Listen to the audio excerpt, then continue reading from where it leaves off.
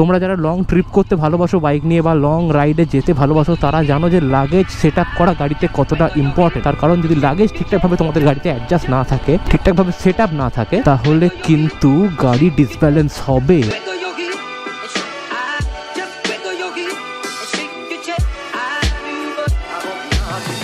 क्या मुसीबत है यार। জান না আমার অনেক সময় লাগবে, চলে যান, সময় লাগবে অনেক।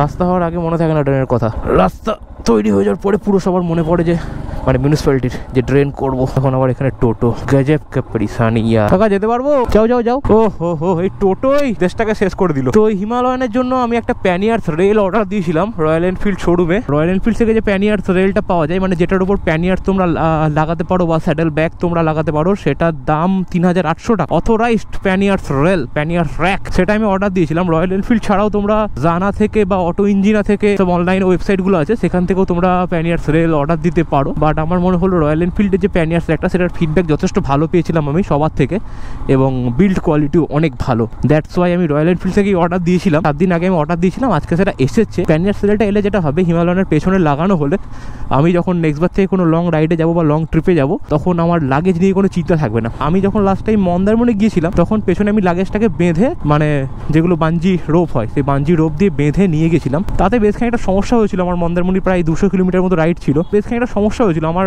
খুব একটা কমফোর্ট ফিল হচ্ছিল না, লাগেজটার ওয়েটটা ওয়েল ডিস্ট্রিবিউট ছিল না। কিন্তু দুপাশে যদি স্যাডেল ব্যাগ থাকে বা প্যানিয়ার্স থাকে, তাতে যদি তোমরা ইকুয়াল ভাবে লাগেজটাকে ডিস্ট্রিবিউট করো, তাহলে গাড়ির যে প্রপার ব্যালেন্স রাস্তায়, সেটা খুব ভালো থাকে। এই যে royal Enfield showroom, KGN automobiles, সব পয়সা কা খেল হে বাবু মশাই। স্পিকার এখানে আছে ভেতরে। এটা খুলে দেওয়া হলো টেল লাইটের। এবার এখান থেকে বড় ক্ল্যাম্প লাগানো হবে। চলিए गाइस, टेल लाइट फिटिंग्स हो गया विथ लॉन्ग क्लैम्प और एक छोटा वाला क्लैम्प। ये अभी तो ज़रूरत नहीं है, बाद में ज़रूरत आ सकता है। অনেকটা গ্যাপ হয়ে গেল জায়গাটার মধ্যে। গাড়িটার ওয়েটটা বোধহয় লোহাতেই বেড়ে যায়। হ্যাঁ, চারিদিকে শুধু লোহা। হিমালয়ানের সত্যি যা কিছু ওয়েট আছে সব লোহার, ম্যাক্সিমাম লোহা। ফাইবার খুব কম ইউজ হয়েছে। যে এক্সারসাইজও আছে সবই লোহার।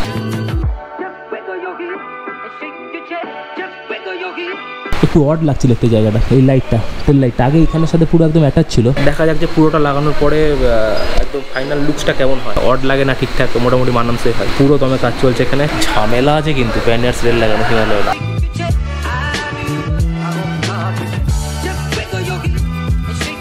এই হচ্ছে ব্যাপারটা। প্যানিয়ার্স রেল তো সাইডে এরকম লাগবে, এখানে নাট লাগবে, দিয়ে প্যানিয়ার্স রেলটা লাগানো হবে। যে দাদা প্যানিয়ার্স রেলটা লাগাচ্ছিল, সে বলছে যে সব থেকে ইজি কিন্তু হিমালয়ান 450-তে লাগানো। ওখানে কিন্তু কিচ্ছু তো খোলাখুলির ব্যাপার নেই, সব কিছু ওপর দিয়ে। ক্লাসিক বা মিটিয়ার বা হান্টার যে কোনো জায়গাতে যদি প্যানিয়ার্স লাগাতে চাও, প্যানিয়ার্স রেল লাগাতে চাও, সেটা অনেক ইজি। যত ঝামেলায় হিমালয়ান 411, এখানে পুরো সিস্টেমটা চেঞ্জ করতে হয়। টেল লাইট খুলতে হয়, ইন্ডিকেটার খুলতে হয়, পুরো পেছনের সেট আপটা চেঞ্জ করে তারপরে প্যানিয়ার্স রেলটা লাগাতে হয়। তো ওরাও বুঝতে পারছে না যে কীরকম করে কোথায় লাগাবো। 7 মাস আগে দাদা একটা হিমালয়ানে লাগিয়েছিল, তারপরে আমার গাড়িটা একটু এক্সপিরিয়েন্স আছে, লিটল বিট এক্সপিরিয়েন্স। এর আগে একটা কেস করেছে। আর এখানে আজকে অডিট চলছে রয়্যাল এনফিল্ড শোরুমে, তো একটাও স্টাফ নেই, খুব কম স্টাফ। ভাগ্য ভালো যে পেয়ে গেছে, নয়তো এই মালটাকে নিয়ে যেতে গেলে মাথা খারাপ হয়ে যেত। লোহার জিনিস তো প্রচুর ভারী। বাইরের মিস্ত্রি দিয়ে লাগাতে গেলে ওরা বলবে এটা কোথা থেকে কী খুলতে হবে না খুলতে হবে বুঝতে পারবো না। পারতো হয়তো, কিন্তু বুঝতে একটুখানি সময় লাগতো, বুঝতে সময় লাগতো। হ্যাঁ, ঠেলটা এটা অনেকটা পিছিয়ে আসবে। কোনটা ঠেলবো?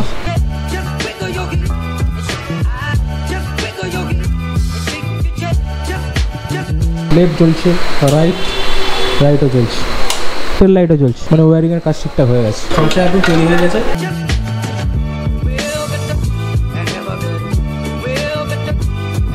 শুধু হচ্ছে তোমার একটাই মেন যেটা ব্যাপার না, এইখানে বেশ খাইটা গ্যাপ হয়ে গেল। কোনো গাড়ি আসছে, ব্যাকলাইটটা দেখতে পাবে, আলোটা এখানে থাকলে দেখতে পাবে না। এগিয়ে দিয়েছে, অনেকটা এগিয়ে দিয়েছে, অনেকটা গ্যাপ হয়ে গেল। যদি এখানে ইন্ডিকেটর থাকতো দেখতে পাওয়া যাবে না।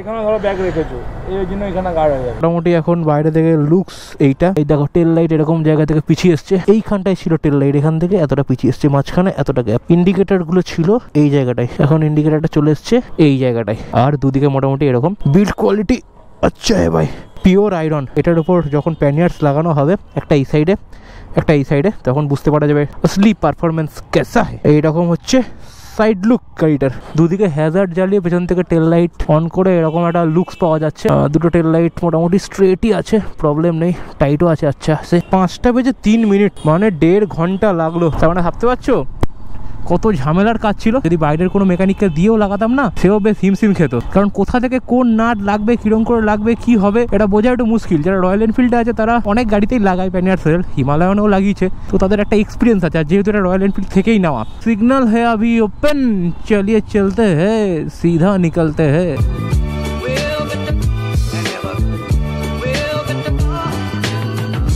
এই হচ্ছে আমার প্যানিয়ার্স, যেটা আজকে প্যানিয়ার্স রেল যেটা গেছে কিনলাম রয়্যাল এনফিল্ড থেকে, তার বিল এখানে লেখা আছে প্যানিয়ার্স মাउंटेन रैक ब्लैक 3800 টাকার দাম। আজ কা ইয়ে ব্লগ হতা है इधर समाप्त। যদি এই ব্লগটা তোমাদের কিছু ভালো লেগে থাকে, জানি খুব ছোটো ব্লগ, খুব একটা ভালো লাগার মতো কিছু নেই, স্টিল যদি তোমাদের মনে হয় যে this video is helpful for you guys and তোমরাও প্যানিয়ার্স রেল লাগাতে চাও, বা রয়্যাল এনফিল্ড থেকে প্যানিয়ার্স রেল লাগাতে চাও, বা যে কোনো জায়গা থেকে প্যানিয়ার্স রেল লাগানোর একটা প্ল্যানিং করছো, এবং এই ভিডিওটা তোমাদের মনে হয়েছে হেল্পফুল, দেন ঠোকো লাইক অ্যান্ড এক কমেন্ট কর দো, এবং অবশ্যই চ্যানেলটাকে সাবস্ক্রাইব করতে ভুলো না। সাবস্ক্রাইব বাটনের পাশে বেল বাটনটা আছে, সেটা প্রেস করে দিও, তাতে যখন এগুলো নতুন ভিডিও তোমাদের জন্য আপলোড করবো সবার প্রথমে নোটিফিকেশান তোমাদের কাছে চলে আসবে। দেখা হচ্ছে আমার একটা এক্সাইটিং ব্লগে, ততক্ষণ আমি খুব ভালো থাকো, বহুত ঠান্ডা লেগেছে। ইন ফিউচার প্যানিয়ার্স লাগিয়ে প্যানিয়ার্স রেলে তারপরে একসাথে একটা ট্যুর হবে, লং রাইড হবে guys. See you still the next time.